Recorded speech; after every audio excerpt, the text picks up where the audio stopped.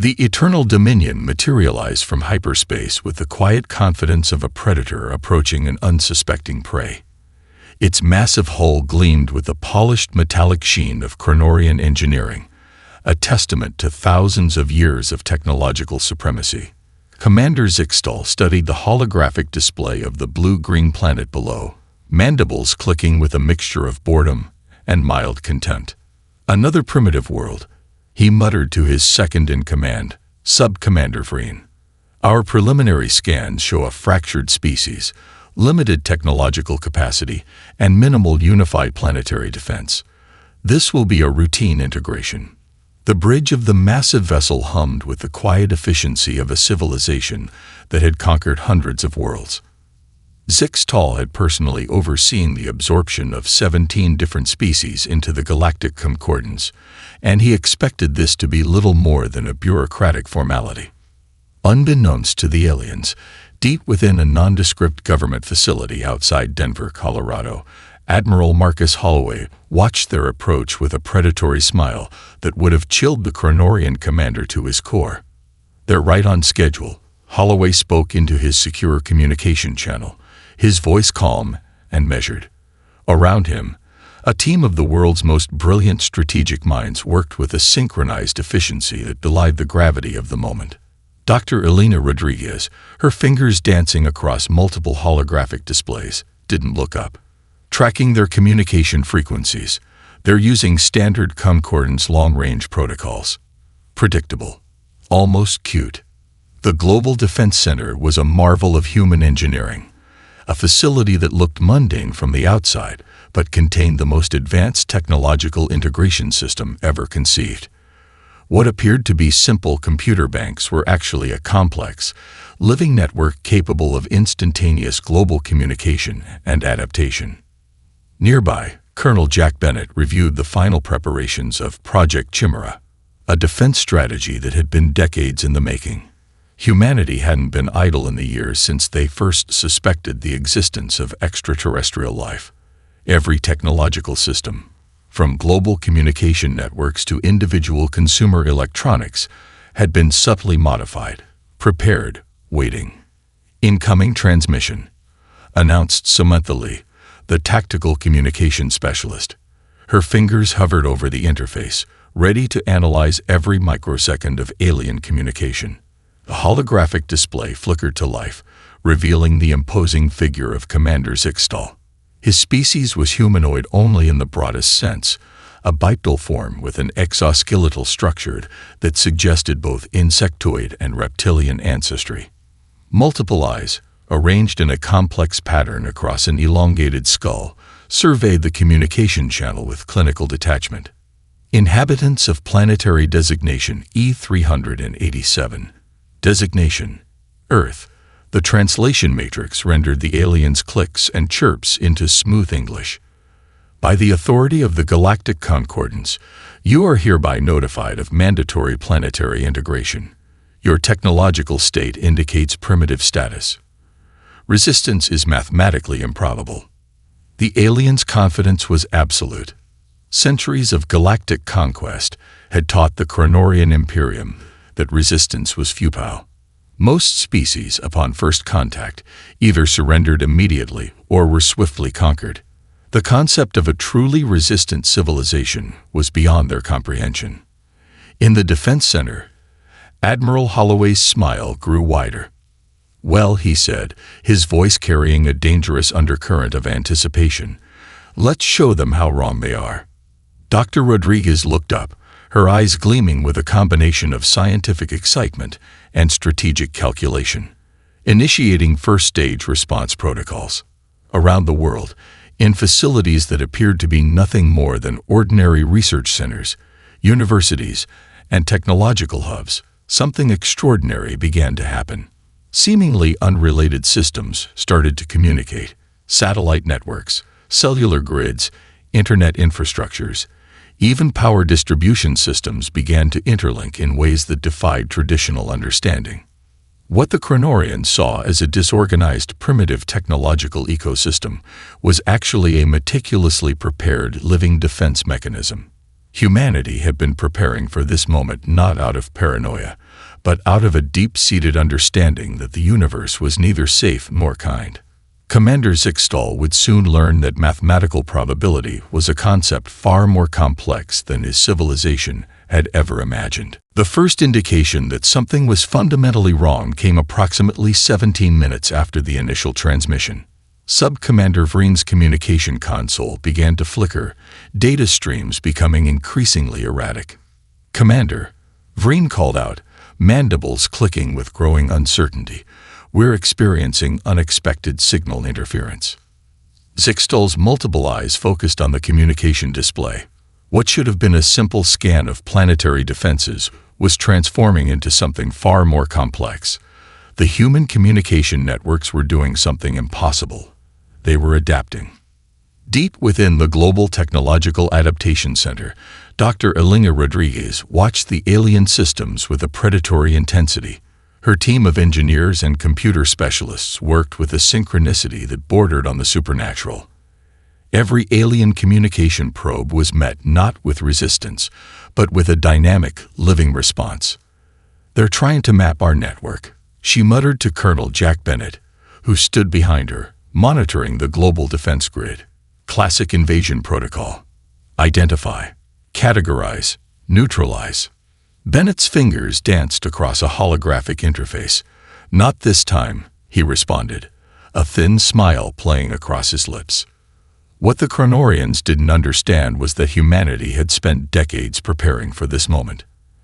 Every technological system on the planet, from massive satellite networks to the smallest consumer electronic device, had been subtly modified. What appeared to be a chaotic, disorganized technological ecosystem was actually a meticulously engineered defense mechanism. Samantha Lee, the tactical communication specialist, began implementing Project Chimera, a defense strategy that would turn the aliens' technological superiority against them. Consumer smartphones began to communicate with satellite networks. Internet infrastructure merged with power grid systems. Traffic control computers started interfacing with weather monitoring stations. The first alien reconnaissance drones discovered something terrifying.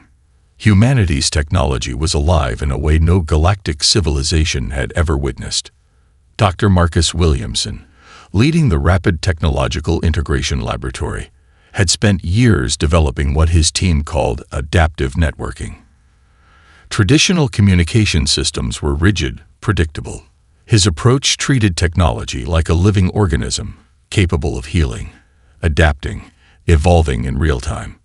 "Look at how they're trying to categorize us," Williamson explained to a team of younger researchers, pointing at the alien scanning patterns.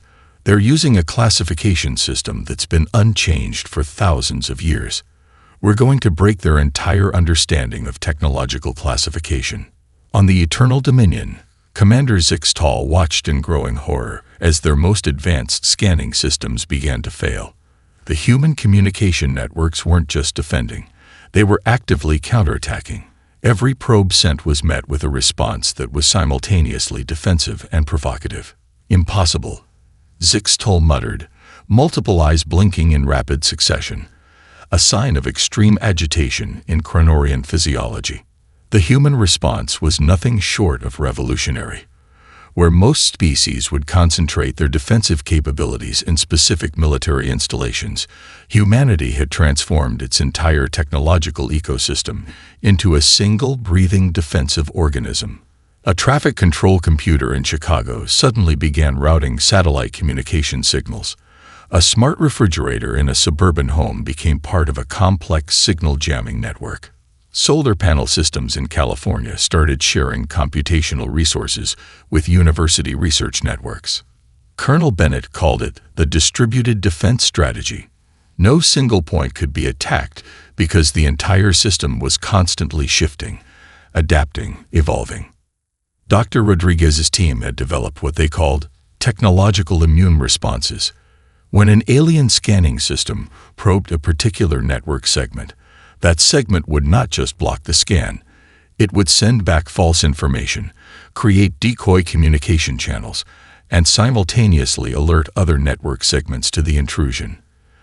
"They think we're primitive," Rodriguez said, her fingers moving across multiple holographic displays. "They have no idea what's coming." By the hour mark, the Chronorian scanning systems were in complete disarray. What should have been a simple planetary reconnaissance had transformed into a technological nightmare. The human networks were learning, adapting, growing more complex with each alien interaction. Sub-Commander Vreen turned to Zixtal, his usual confidence replaced by a growing sense of dread.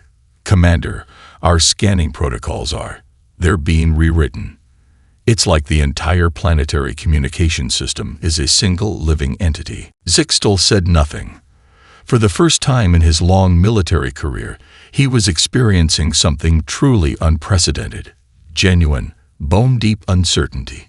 Humanity's first lesson to the galactic civilization was about to begin, and it would be a lesson written in the language of technological adaptation. The first actual combat engagement would become a case study in military innovation that would be discussed across the galaxy for generations. The Chronorian fleet expected a traditional space battle. Massive capital ships exchanging devastating energy weapon salvos, precise formations of attack craft, predictable defensive patterns. What they encountered was nothing short of technological chaos. Tactical Officer Samantha Lee had spent years developing what the Earth Defense Force called the Hydra Protocol, a combat strategy that defied every conventional understanding of warfare. Where alien military doctrine emphasized centralized command, overwhelming firepower, and hierarchical attack formations, humanity embraced radical decentralization. The initial wave consisted of thousands of modified commercial drones, devices originally designed for agriculture, photography, and package delivery. Each drone had been subtly retrofitted with capabilities that would make traditional military engineers weep with a combination of horror and admiration. First wave launching. Colonel Jack Bennett's voice was calm, almost conversational, as he watched the holographic display. Surrounding him, the Earth Defense Command Center hummed with an electric intensity. Drone swarms erupted from seemingly impossible locations. Some launched from modified shipping containers positioned across multiple continents. Others emerged from underwater launch platforms. A significant number deployed from converted commercial aircraft that appeared to be nothing more than standard passenger jets. Each drone was a marvel of improvised engineering. Commercial quadcopter designs were modified with signal jamming capabilities. Agricultural survey drones carried miniature electromagnetic pulse generators. Delivery drones were equipped with advanced targeting systems cobbled together from consumer electronics. The Chronorian fleet's first response was predictably hierarchical. Their primary battleships began charging massive energy weapons, preparing to obliterate what they perceived as a swarm of insignificant technological insects. That was their first mistake. Dr. Marcus Williamson had designed the drone swarms with a critical innovation: distributed intelligence. Each drone wasn't just a simple remote-controlled device. They communicated with each other, learned in real time, and adapted their strategies millisecond by millisecond. When the first energy weapon fired, destroying approximately 30 drones, the remaining swarm didn't just retreat. They analyzed the weapon's firing pattern, its energy signature, its thermal bloom. Within seconds, the surviving drones had developed countermeasures. Some drones began to emit complex signal patterns that confused the alien targeting systems. Others used advanced thermal camouflage developed from technology originally designed for wildlife photography. A subset of drones began to emit precise electronic counter-signals that caused the alien weapon systems to briefly misfire. They're treating each drone as an expendable unit, Dr. Elena Rodriguez observed, her fingers dancing across multiple holographic displays. But we're treating them as a collective organism. The Chronorian commanders watched in growing horror as their most advanced targeting systems became increasingly ineffective. For every drone destroyed, 2 more would emerge from unexpected locations, each carrying a slightly different configuration of technological capabilities. One alien tactical officer reported that the human drones seemed to be learning between each engagement, A destroyed drone's tactical data would be instantaneously distributed to the remaining swarm, allowing immediate adaptation. Colonel Bennett's voice remained steady as he explained the core philosophy to his team. We're not trying to win through superior firepower. We're winning by being fundamentally unpredictable. The space around Earth transformed into a nightmare of technological complexity. Alien ships found themselves surrounded not by a traditional military formation, but by a living, breathing network of adaptive technological entities. Some drones carried miniature signal relay systems, creating an instantaneous communication web that allowed the swarm to operate with a level of synchronicity that bordered on organic intelligence. Others were equipped with advanced electronic warfare packages that could temporarily disable alien ship systems. By the engagement's 2-hour mark, the Chronorian fleet had lost nearly 40% of its initial assault force, not to direct weapon damage, but to systematic electronic disruption, thermal confusion, and adaptive targeting interference. Commander Zixtal stared at the holographic battle display, multiple eyes blinking in a pattern that suggested complete cognitive dissonance. Everything in his thousands of years of military training suggested this was impossible. Humanity wasn't just fighting. They were redefining the very concept of warfare. The message was clear. In this conflict, mathematical probability was nothing more than a suggestion. Psychological warfare was an art form humanity had perfected long before the first alien ship appeared in Earth's orbit. Ambassador Robert Thompson stood before the Global Communication Strategy Team, a holographic display of the galaxy's communication networks floating around him. Each network represented a potential channel, a narrative vector through which humanity could broadcast its most powerful weapon, its own story. "We're not just defending," Thompson said, his voice calm and precise. "We're teaching." The Galactic Concordance communication networks were about to receive a lesson they would never forget.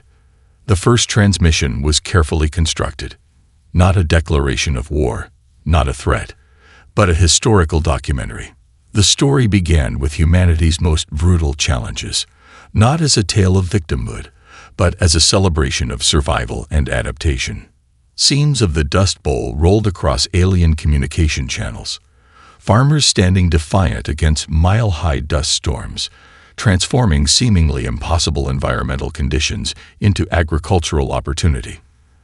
The narration, translated into multiple galactic languages, emphasized not the hardship, but the innovation. When our environment became a desert, the narrator explained, "We didn't just survive. We reimagined agriculture itself." Next came footage of early Antarctic expeditions. Humans traversing landscapes where temperatures dropped to -100 degrees Fahrenheit, where survival seemed mathematically impossible. Each image was a testament to human endurance, each narrative moment a subtle demonstration of technological and psychological adaptation. Dr. Elena Rodriguez oversaw the transmission, her fingers dancing across complex communication interfaces. "We're not just showing them our history," she explained to Colonel Jack Bennett. "We're demonstrating our fundamental nature." The alien communication analysis teams began to experience something unprecedented. These weren't just historical records. They were psychological profiles of an entire species. Scenes of medical innovations during global pandemics followed. Humans developing vaccines at speeds that defied previous scientific understanding. Not through superior technology, but through collaborative innovation, through a species-wide commitment to problem-solving that transcended individual limitations. On the Eternal Dominion, Sub-Commander Vreen watched the transmissions with growing unease. "These aren't just images," he said to Commander Zixtal. "They're psychological warfare."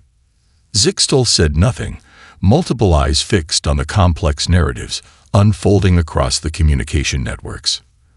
The transmissions continued. Stories of human exploration, not just of their own planet, but of their own potential.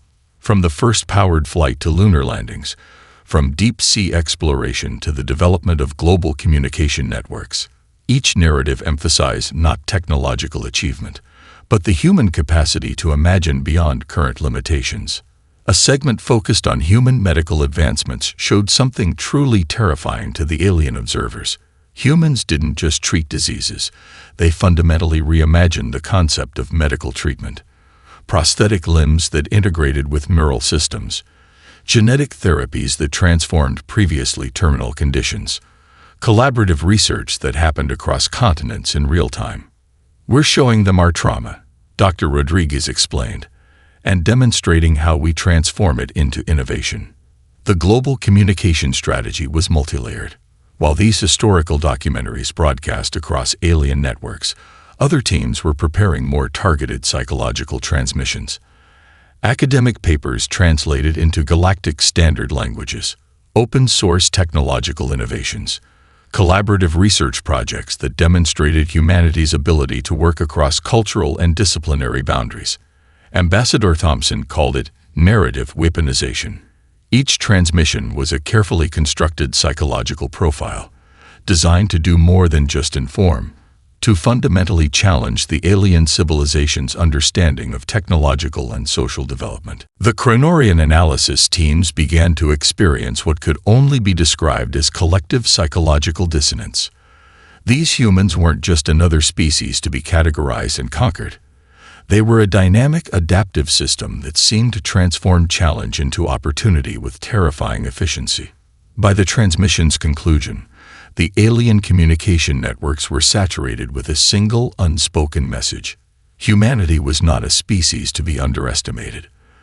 They were a force of nature, unpredictable, innovative, and fundamentally uncontainable.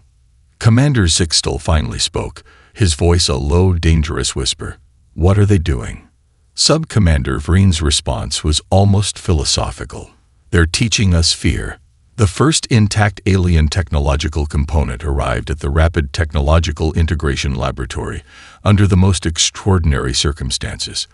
It was a fragment of a drone-disabled Chronorian reconnaissance vessel, a piece of advanced technology that would have taken most civilizations decades to even begin understanding. Dr. Marcus Williamson approached the fragment with a predatory scientific curiosity that would have terrified the alien researchers had they been watching. Surrounding him, a team of the world's most brilliant minds from disciplines that had never before worked so closely together. Quantum physicists beside materials engineers, computer scientists alongside xenobiologists. This isn't just reverse engineering, Williamson explained to Colonel Jack Bennett, who observed the initial analysis. This is complete technological transformation. The laboratory was a marvel of human innovation. What appeared to be a standard research facility was actually a living, breathing ecosystem of technological adaptation. Holographic interfaces shifted and morphed in real time.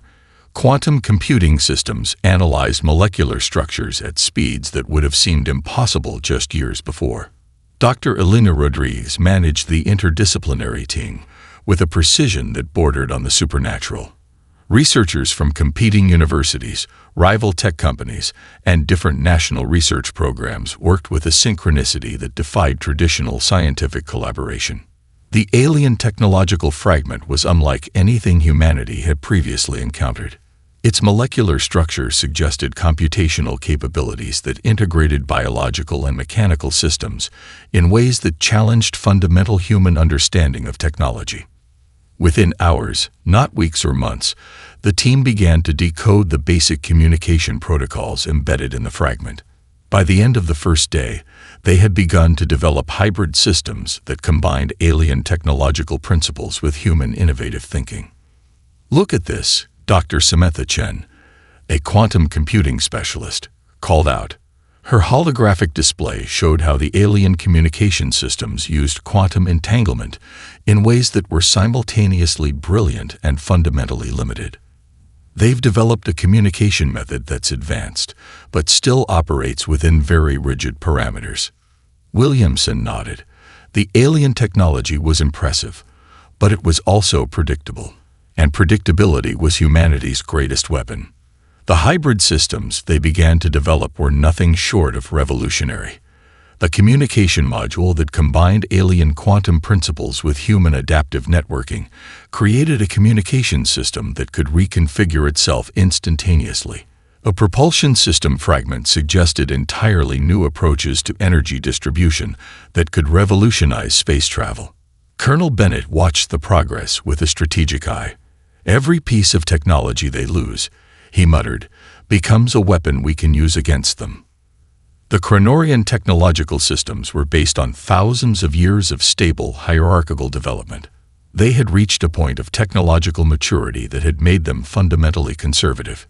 Each technological advancement was carefully vetted, slowly implemented across their vast civilization. Humanity did not work that way. Within a week, the first hybrid technologies began to emerge from the laboratory.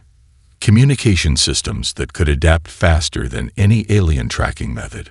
Energy distribution networks that could reconfigure themselves instantaneously. Computational systems that learned and evolved with each interaction.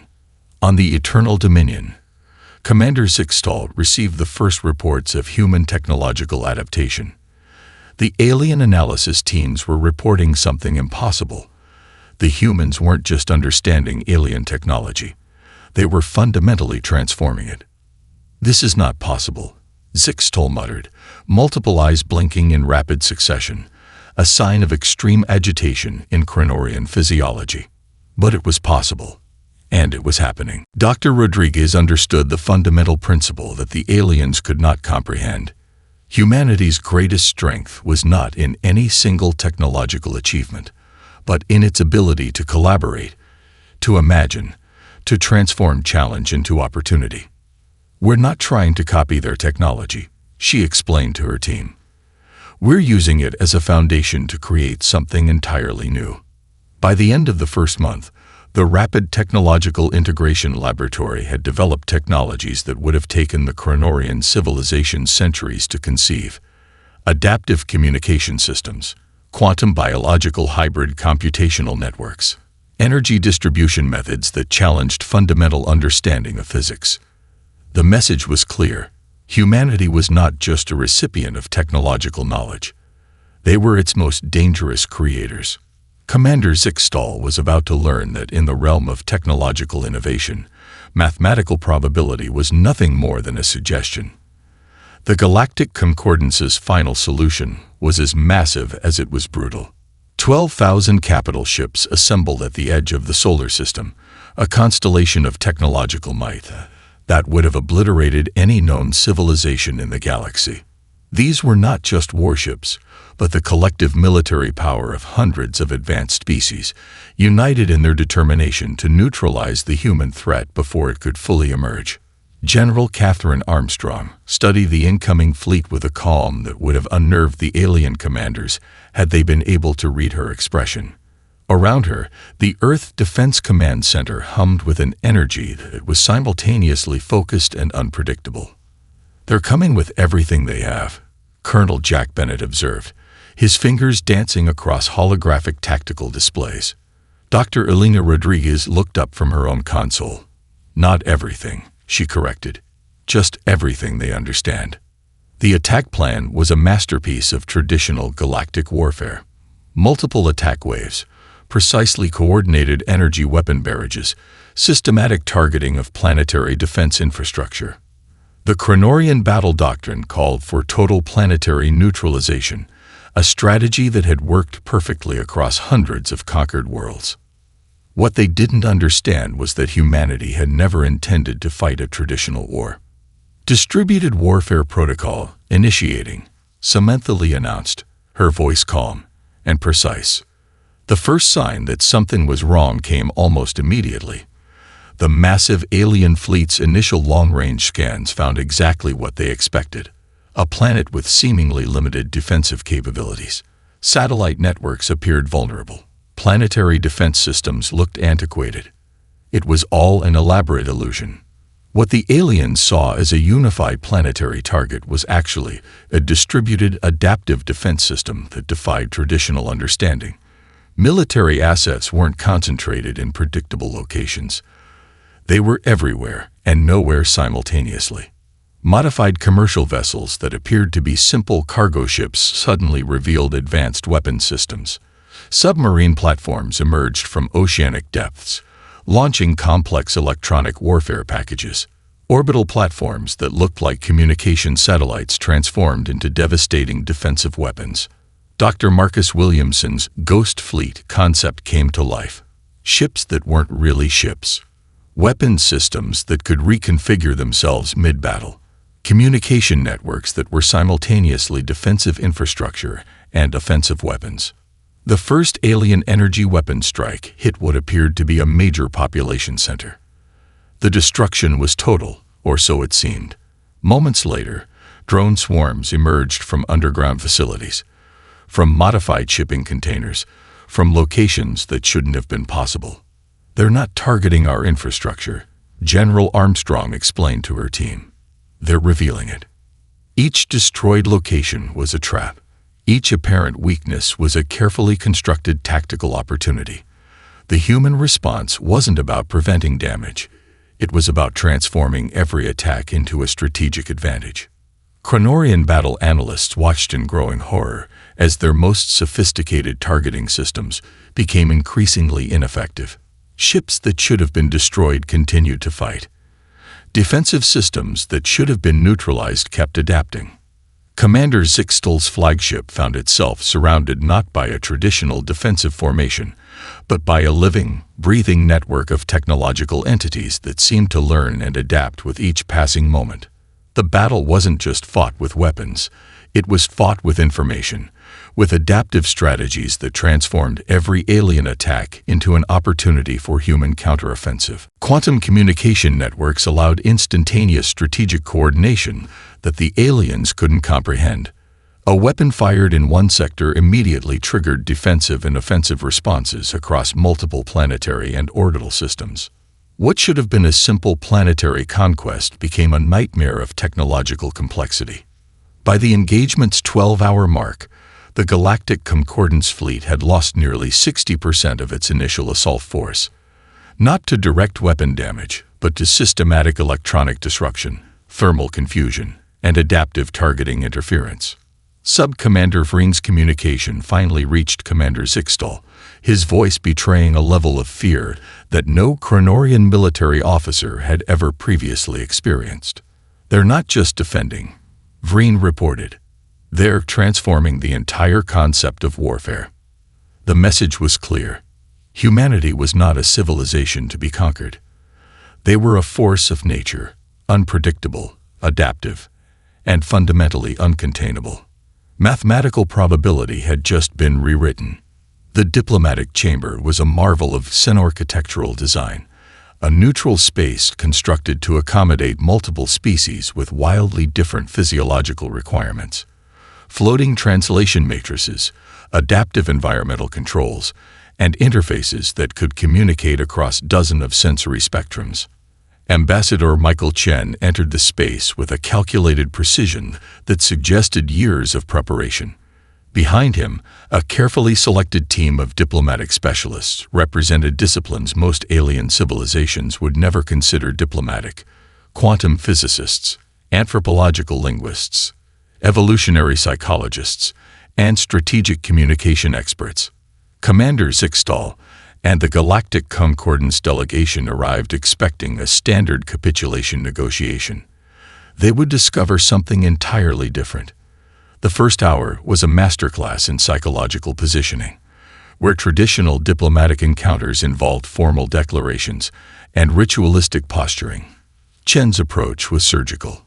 Each statement was a multi-layered communication, a diplomatic thrust that simultaneously conveyed information, established boundaries, and subtly demonstrated humanity's comprehensive understanding of interstellar politics. "We're not here to be conquered," Chen began, his voice translated across multiple communication spectrums. "We're here to establish a new paradigm of interstellar interaction." The Chronorian representatives, typically masters of diplomatic manipulation, found themselves systematically outmaneuvered. Chen's team had spent years studying every known diplomatic interaction in galactic history. They didn't just understand the rules of diplomatic engagement. They were prepared to rewrite them.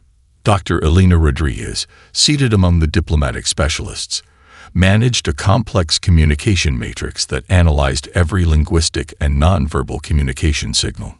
Quantum-enhanced translation matrices captured not just words, but contextual nuances that would have been missed by traditional interpretation systems.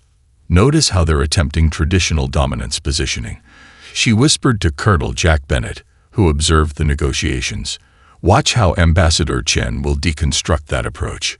The diplomatic dance was intricate. The Galactic Concordance representatives expected humanity to either surrender or present a defensive posture. Instead, Chen's approach was something entirely unexpected, a strategic positioning that simultaneously showed strength and a willingness to engage. Each diplomatic statement was a carefully constructed narrative. Discussions of potential technological exchange were not just about sharing information, but about demonstrating humanity's innovative capacity. Economic negotiations went beyond simple trade agreements. They were demonstrations of humanity's adaptive economic models. Dr. Marcus Williamson had prepared extensive briefings on humanity's technological capabilities. But these weren't simple technological specifications. They were comprehensive presentations that showed not just what human technology could do, but how it represented a fundamentally different approach to technological development. Sub-Commander Vreen, observing the negotiations, began to understand something terrifying. Humanity wasn't just defending its position. It was redefining the entire concept of interstellar diplomacy. The quantum-enhanced communication systems captured nuances that traditional diplomatic channels would have missed. Emotional states, strategic intentions, even subtle physiological responses were analyzed in real time. Where previous diplomatic encounters were based on limited information, this negotiation was a comprehensive, multi-dimensional interaction. Ambassador Chen's team had prepared for every possible negotiation scenario. But they weren't just preparing defensive strategies. They were demonstrating humanity's fundamental strength, the ability to transform potential conflict into opportunity. Discussions of potential conflict resolution went beyond traditional military considerations. Humanity presented comprehensive models that integrated technological, economic, cultural, and ecological perspectives. Each proposal was a complex system that showed how human thinking approached challenges as interconnected opportunities rather than zero-sum conflicts. The Galactic Concordance delegates found themselves systematically disarmed. Their traditional diplomatic toolkit, based on millennia of standardized interactions, was becoming increasingly ineffective. "We're not seeking dominance," Chen stated during a critical moment of negotiation.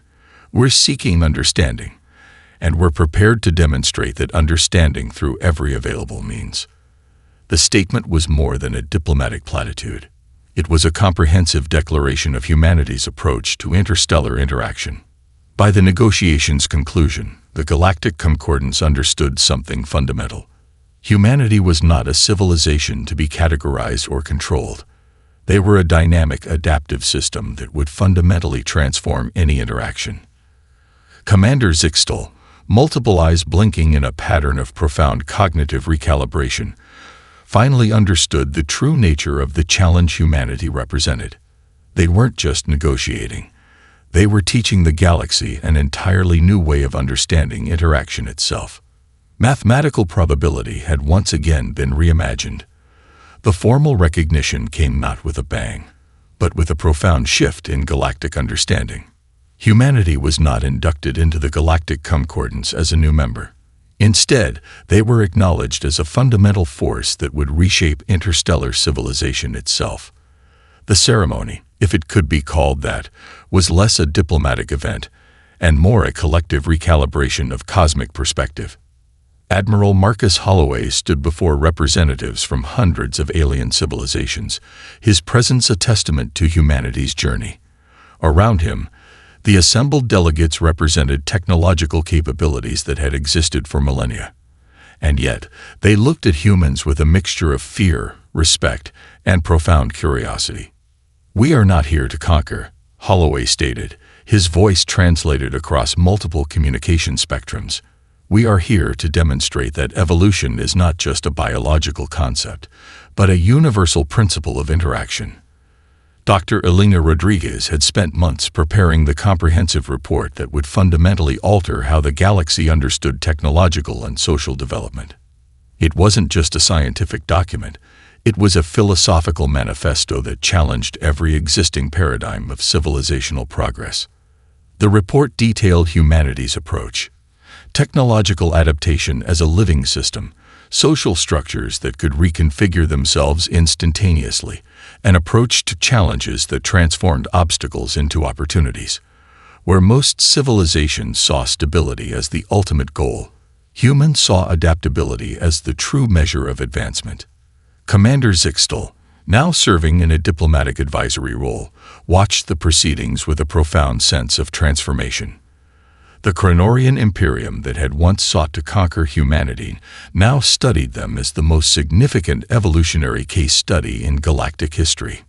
Dr. Marcus Williamson presented technological demonstrations that defied traditional understanding, communication systems that could adapt faster than any known tracking method, energy distribution networks that reconfigured themselves instantaneously, computational systems that learned and evolved with each interaction. The alien representatives discovered something profound.